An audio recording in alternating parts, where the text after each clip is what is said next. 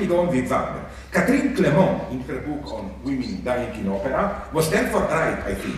One should turn around the standard notion of the primacy of music in opera, the idea that words, libretto, and stage action are just a pretext for the true focus, the music itself, so that the truth is on the side of music, and it is the music which delivers the true emotional stance. Say, even if a couple complains, threatens each other, the music delivers the depth of their love.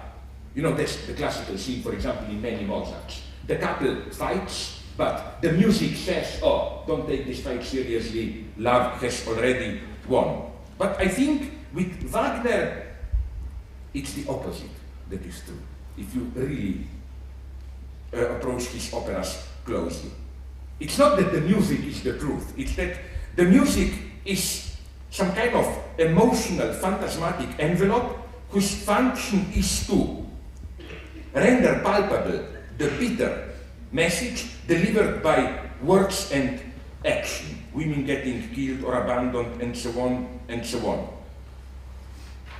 So I think that when Wagner, in a legendary anecdote, advised his friend in Bayreuth in the middle of the performance of The Flying Dutchman, don't bother about what gets on stage, just close your eyes and listen to the music, that he was wrong. It is absolutely clear to be attentive to what effectively goes on stage. This brings me back to Tristan. Crucial for Tristan, I think, Wagner's Tristan, is the gap between the opera's official ideology and its subversion through the work's texture itself. The final common shared death of the two lovers abounds in romantic operas, you know, like the triumphant Moriamo insieme, let's die together, from Bellini's Norma, and so on and so on. Against this background, one should emphasize how, in Wagner's Tristan, the very opera which elevates this shared death into its explicit goal, this precisely is not what happens. In music, it is as if the two lovers die together, while in reality, they die one after the other, each immersed in his or her own solipsistic dreams. Along these lines, I think, one should read Isolde's ecstatic death at the end of Tristan as the ultimate operatic prosopopeia. Tristan can only die if his death is transposed onto Isolde.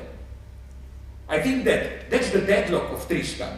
He has this eternal wound.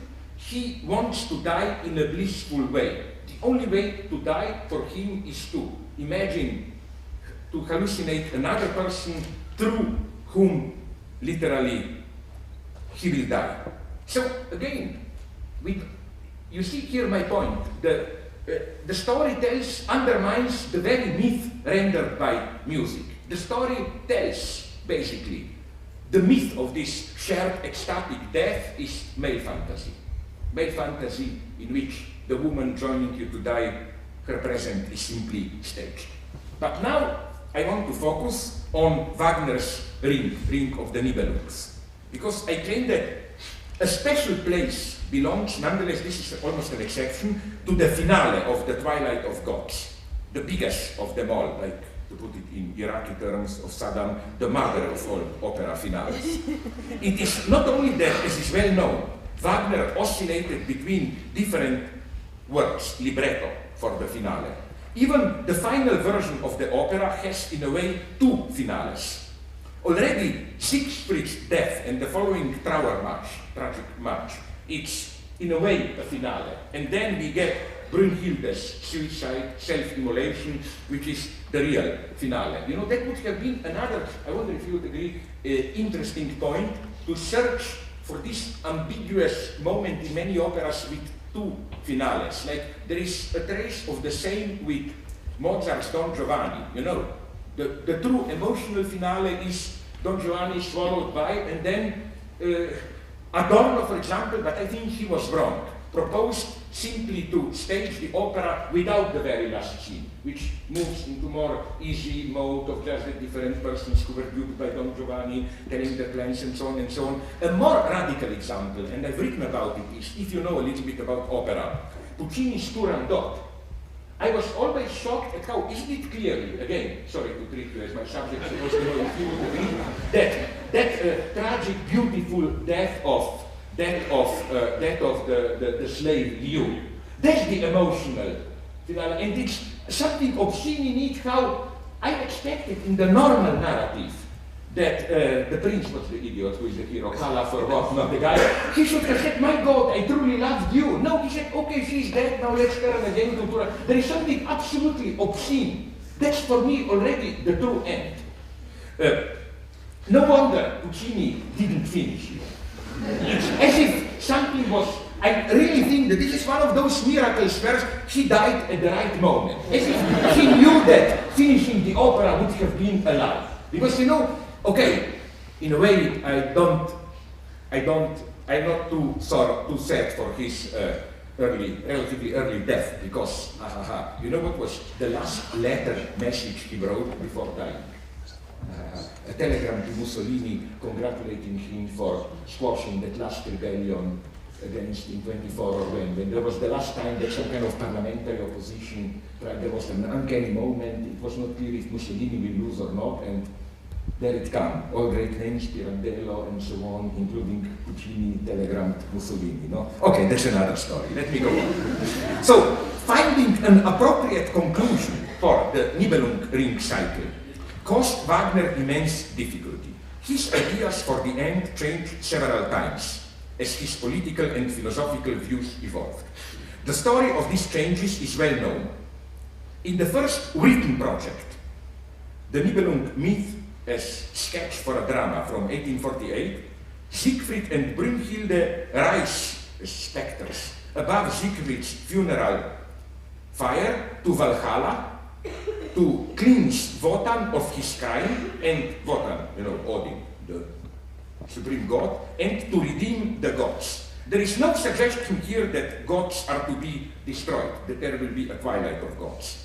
Then, in a new version, written a year later as Siegfried's death, Brünnhilde's final oration also stresses the cleansing effect of Siegfried's death. Quote from this version of the libretto.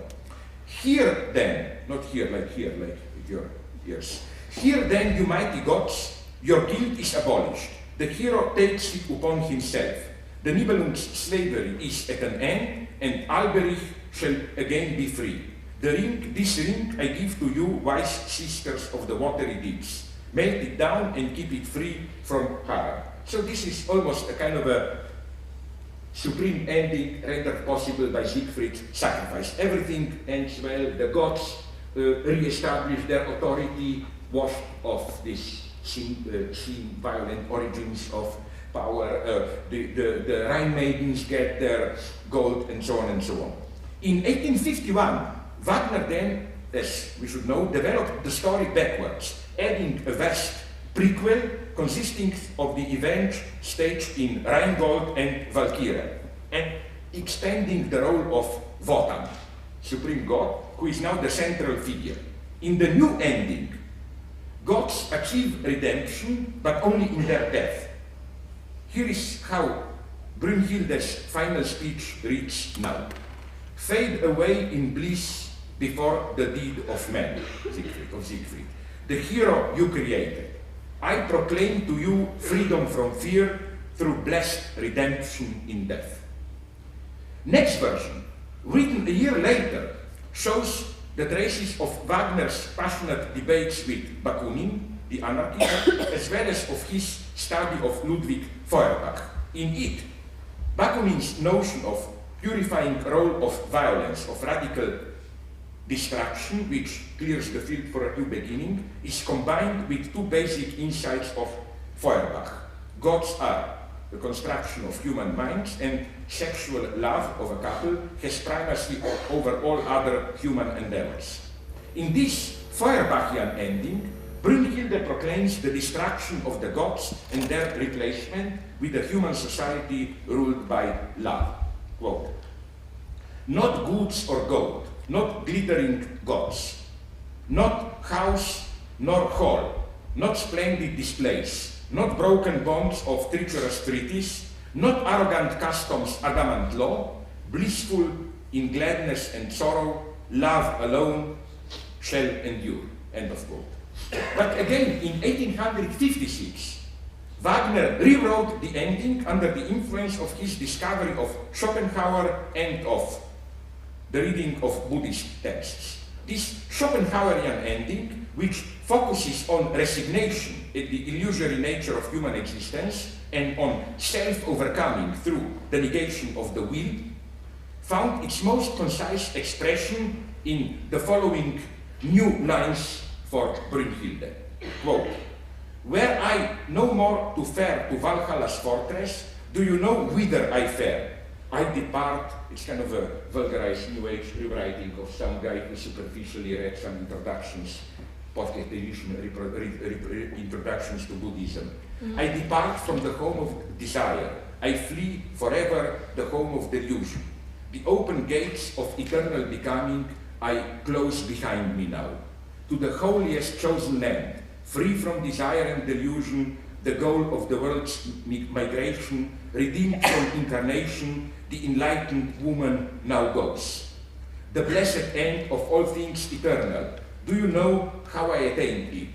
Grieving love's profound and suffering opened my eyes for me. I saw the world end," like pure, cheap, New Age Buddhism, end of quote. But after much deliberation, Wagner nonetheless decided not to set these works to music, although they appear in most of the published versions of the libretto. Why? As a rule, this omission is interpreted not as a sign of Wagner's abandoning Schopenhauer, but as a proof of his artistic sensibility. The idea is that by the end of his composing The Ring in 1874, Wagner realized that the music itself, not words, should deliver the final message of the Ring cycle.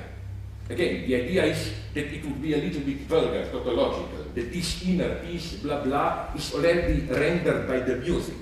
So it's a little bit stupid, vulgar, you know, it's a little bit like, if I may be vulgar, a joke which was popular against stupid communist politicians when I was young, you know, a German city called Baden-Baden, no? Like a Yugoslav politician, joke from my youth, visits Germany and drives on a train past Baden-Baden and asks his advisor, how is this city called? Baden-Baden. He said, you don't have to tell me twice, I'm not an idiot. Something like as if Wagner was this, no? No, but I think that this is not really the case. And that's all. I hope it's not too specialistic a problem, but I will try to convince you.